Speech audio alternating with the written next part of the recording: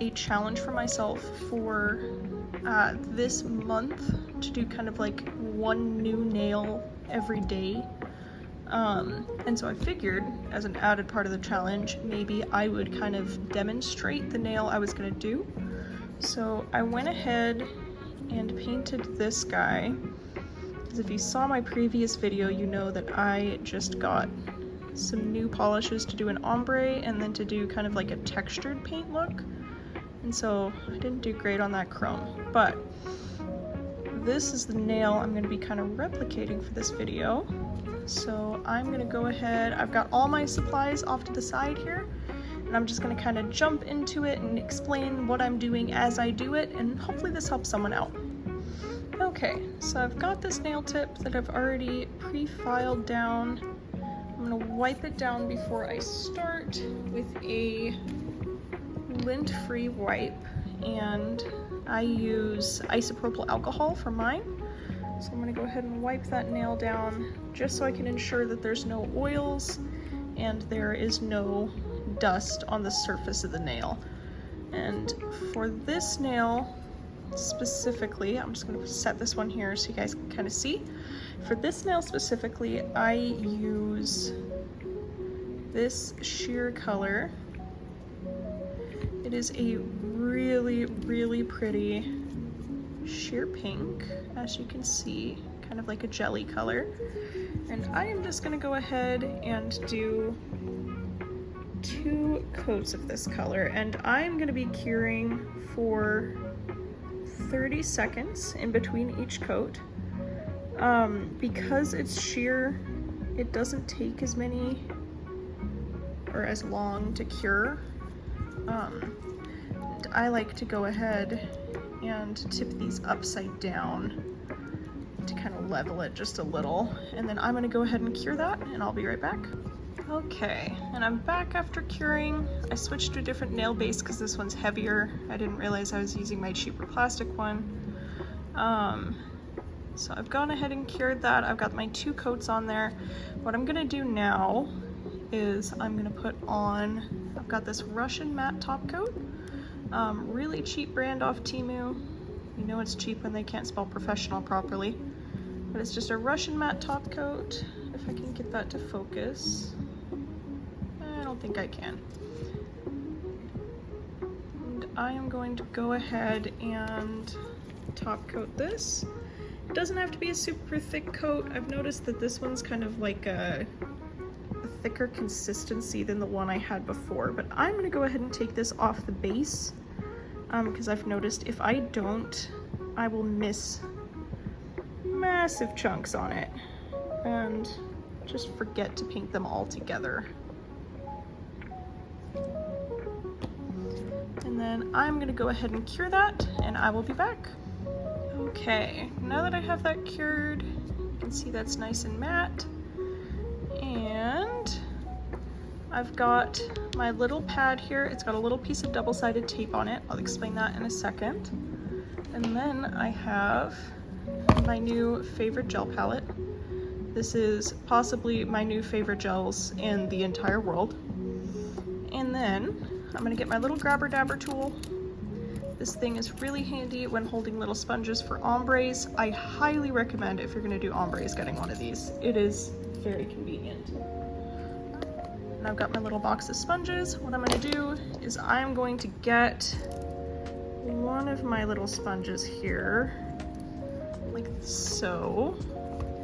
I am actually gonna adjust that a little. That one didn't go on very well. So I've got one of my little sponges and my little grabber dabber, and I am just going to lightly tap this on the double-sided tape. My reasoning for doing this is it takes any of the fluffs that may have been on the sponge and removes them. And I'm gonna go ahead and do that for the sides as well. And this will become kind of more apparent later on in the video, why I am opting to do all the sides. That will actually be important for the way I do my ombres. Okay, so now what you're gonna do is you've got your nail here and you've got your palette. We are going to be using this red color here. for our nail today. So I'm gonna go ahead and pick this up, and I'm gonna take the tip of my sponge and ever so slightly touch that polish, and I mean like a hair. That is how much I am picking up on my sponge. It is barely a drop. And so I'm gonna use that, and I'm gonna kind of spread it over the top of the nail tip here, and then just kind of slowly blend my way down, dabbing as I go. And it may take just a little bit to get it kind of blend smooth instead of chunky, and that is where I like to bring the side of my sponge into play. This one's blending pretty well, but I would like to bring it down just a little bit further. So I'm going to use the side of my sponge and just kind of lightly dab and drag it down. Just kind of gently blend that edge so it's not as harsh. There you go. So I'm gonna go ahead and cure this, and then I'm gonna go in and add a second coat, getting an even lesser amount on my sponge and not bringing it down as far. Okay, so now that I have my ombre done, I'm gonna go ahead and grab my second paint palette. This one is by that same brand, and I am coming into this one specifically for the white. So I'm going to be grabbing this brush here, if I can get my camera to focus. It's a very, very small brush. And I'm gonna be using this to, having some camera focusing problems here. I'm gonna be using this to just kind of take very large globs of paint onto my brush here. And I am just gonna start painting the shapes of flower petals, just kind of dragging down as I go. I like to keep these kind of looking organic and not perfectly rounded,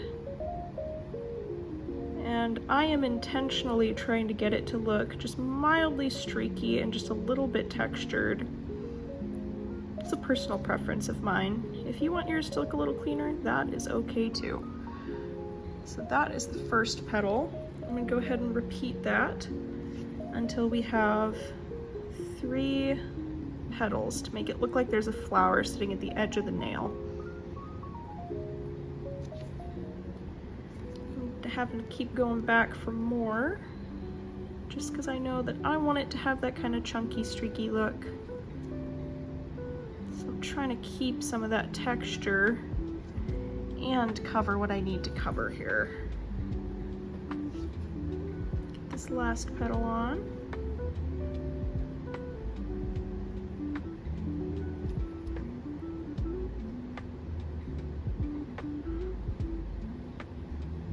Alright, so now that I have my 3 petals, I'm going to go ahead and repeat that on the other side, and then I'm going to cure this for 30 seconds and we'll move on to the next step.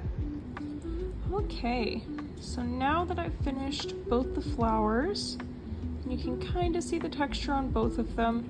I did a very, very thin layer of that same matte top coat. And my reasoning for doing this is while these do dry matte, this white paint, I don't trust that the chrome won't stick to it. So I did do a thin layer of matte top coat just to ensure that it wouldn't stick. For this portion, I will be using some top coat that I have kind of set out to the side over here just so it's easier access. I will be using that same super small brush brought to a point so that it's even thinner. And I have this little UV light that I got from Walmart. It cost about, I think, $7 or $8. I can't entirely remember. But this one I like using specifically for chrome projects, just because while a gooseneck light is nice, this one allows me just a little bit more control. So I highly recommend this. Again, found it at Walmart in their beauty section. Not sure if it's at all locations. So what I'm gonna do is I'm gonna go kind of one flower at a time with this just to ensure that the top coat doesn't spread out super bad. I'm gonna take just a little bit on the tip here, and I'm gonna do a little center to my flower, and I know it can be very hard to see what you're painting. It's just kind of a matter of using the light to try and see what you're doing. That's why sometimes with my little leaves on this guy ended up a little thicker than I wanted. So my goal is to get it a little less thick on this nail. So I'm going to, within camera here, try and very, very carefully paint on some little leaves. And I like to leave the center of the leaves empty and not painted in, just because I feel like that adds to that little bit of texture. Grab just a little bit more here. I'm trying to keep it very, very light on my brush so that it doesn't ball up at the end. Painted that a little thicker than I'd like. That is okay. Happy little accidents.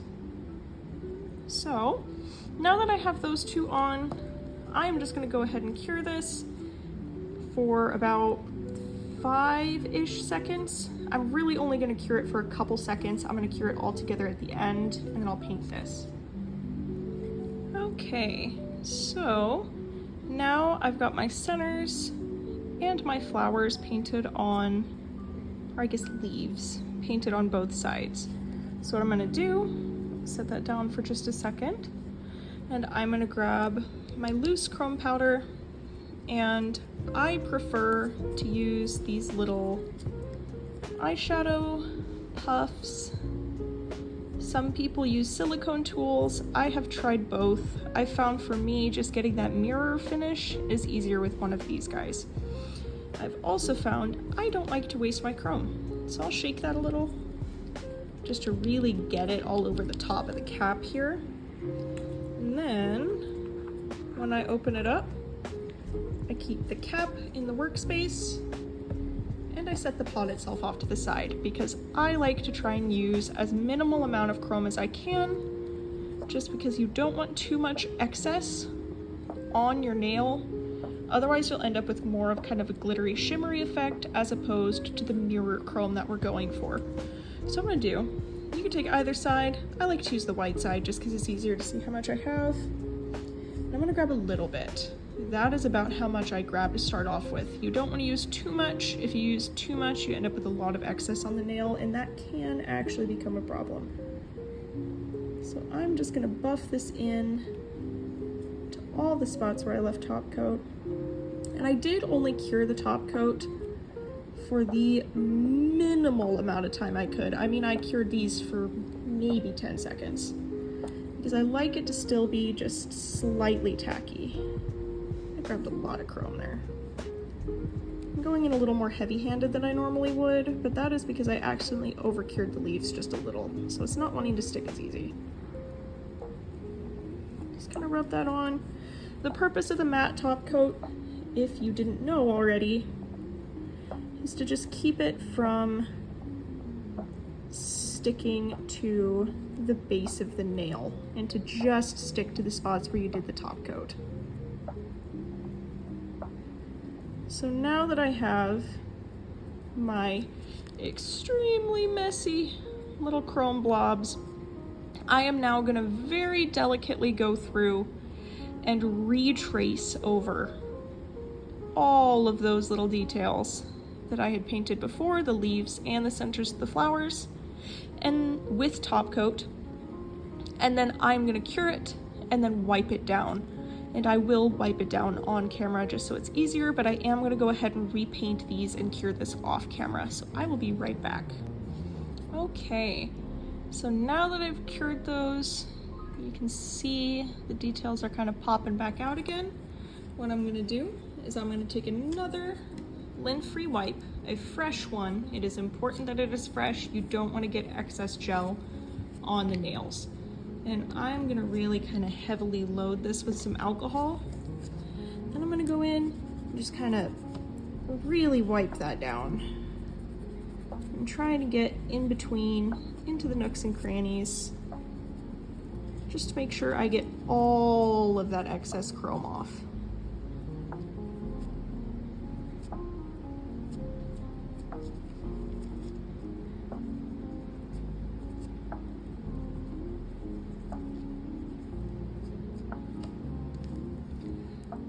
Dry off there. The alcohol dries pretty fast. You'll notice it start to go back to matte there. I may help this along here, or maybe not. You can see I've got little teeny tiny speckles of glitter left on the nail, but those will go away as you wash your hands. They are not stuck to the nail bed, and that is the nail with the ombre, the flowers, and the golden leaves. So at the end of this video, you should now know how to do an ombre, a painted flower, and a little bit of isolated chrome. I hope that in some world this helped somebody learn, but if not, I just hope it was entertaining to watch, and I will thank you for sticking along with me on this ride.